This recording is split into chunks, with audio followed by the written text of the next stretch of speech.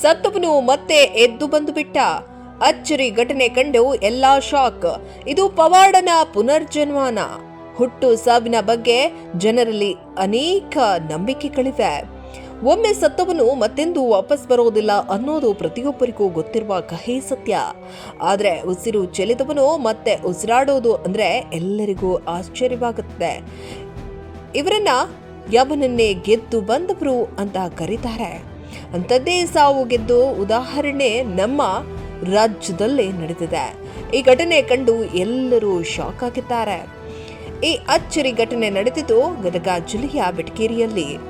S, Narayan ಎಂಬಾತನ ಸಾವಿನ ಸುದ್ದಿ ಕೇಳಿ ಗ್ರಾಮಸ್ಥರು ಶಾಕ್ ಆಗಿದ್ರು.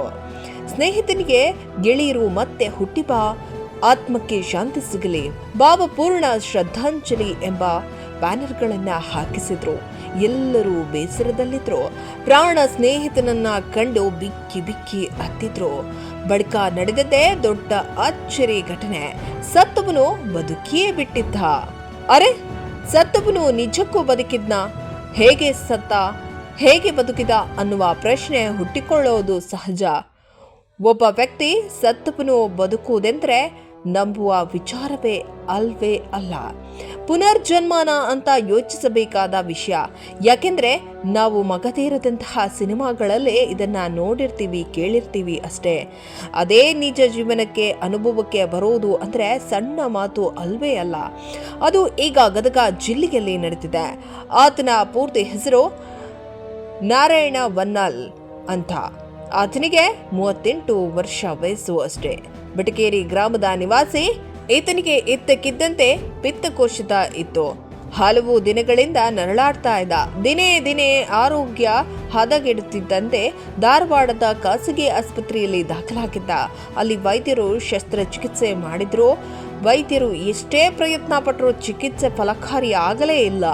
ಹೀಗಾಗಿ ವೈದ್ಯರು ಬಂದು ಸ್ವಾರಿ ಹೇಳಿಬಿಟ್ರು. ಅಧಿಕೃತವಾಗಿ ಸಾವನ್ನಪ್ಪಿದ್ದಾನೆ ಎಂದು ಘೋಷಿಸಿಬಿಟ್ರು.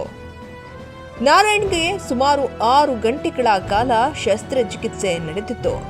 ಆದರೂ ಚಿಕಿತ್ಸೆ ಫಲಿಸಲಿಲ್ಲ.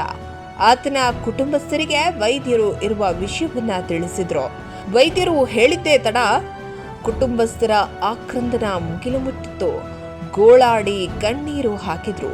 ಬಳಿಕ ಮೃತದೇಹವನ್ನ ಆಂಬ್ಯುಲೆನ್ಸ್ನಲ್ಲೇ ಗದಗದ ಬೆಟಗೇರಿಯಲ್ಲಿ ತಂದುಕೊಂಡು ಹೋಗಿ ಅಂತಿಮ ಕ್ರಿಯೆಗೆ ಸಿದ್ಧತೆಯನ್ನ ಮಾಡಿದ್ರು. ನಾರಾಯಣ ಸಾವಿನ ಸುದ್ದಿ ಕೇಳಿ ಗ್ರಾಮಸ್ಥರು ಶಾಕ್ ಆಗಿದ್ರು. ಸ್ನೇಹಿತನಿಗೆ ಗೆಳೆಯರು ಮತ್ತೆ ಹುಟ್ಟಿಬಾ, ಆತ್ಮಕ್ಕೆ ಶಾಂತಿ ಸಿಗಲಿ, ಭಾವಪೂರ್ಣ ಶ್ರದ್ಧಾಂಜಲಿ ಎಂಬ ಬ್ಯಾನರ್ಗಳನ್ನ ಹಾಕಿಸಿದ್ರು. ಸೋಷಿಯಲ್ ಮೀಡಿಯಾದಲ್ಲೂ ನಾರಾಯಣ ಅವರ ನಿಧನ ಸುದ್ದಿ ವೈರಲ್ ಆಗಿ ಅನೇಕ ಜನರಿಗೆ ಮುಟ್ಟಿತ್ತು. ಆದರೆ ಆತನ ಮೃತದೇಹವನ್ನ ಮನೆಗೆ ಕೊಂಡೊಯ್ದ ಬಳಿಕ ಅಚ್ಚರಿ ಘಟನೆ ನಡೆದಿದೆ. ಎಸ್, ಇನ್ನೇನು ನಾರಾಯಣನ ಮೃತದೇಹವನ್ನ ಆಸ್ಪತ್ರೆಯಿಂದ ಮನೆಗೆ ಕೊಂಡೊಯ್ತಿದ್ದಾರೆ ಅಷ್ಟೇ. ಇನ್ನು ಸ್ವಲ್ಪ ಹೊತ್ತು ಬಿಟ್ರೆ ಅಂತ್ಯಕ್ರಿಯೆ ಕೂಡ ಮುಗಿಸಿ ಬಿಡ್ತಾ ಇದ್ರು. ಆದರೆ ಮನೆಗೆ ಕೊಂಡೊಯ್ದ ತಕ್ಷಣ ಮತ್ತೆ ಉಸಿರಾಡಲು ಆರಂಭಿಸಿದ್ದಾನೆ.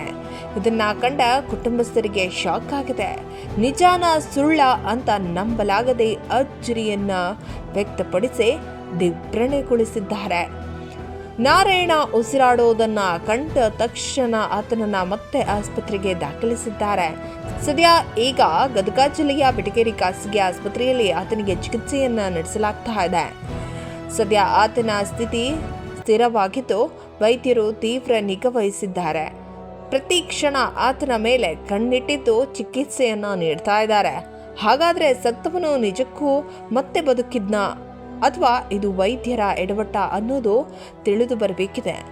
ಏನೇ ಆದ್ರೂ ನಾರಾಯಣ ಸಾವನ್ನೇ ಗೆದ್ದು ಬಂದವನು ಅಂತ ಜನರು ಮಾತಾಡಿಕೊಳ್ತಿದ್ದಾರೆ.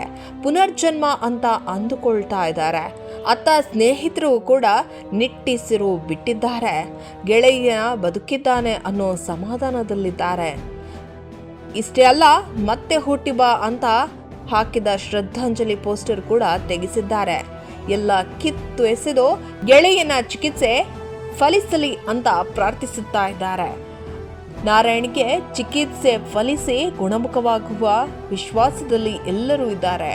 ನಾವು ಕೂಡ ಚಿಕಿತ್ಸೆ ಫಲಕಾರಿಯಾಗಲಿ ಅಂತ ಆಶಿಸ್ತೇವೆ.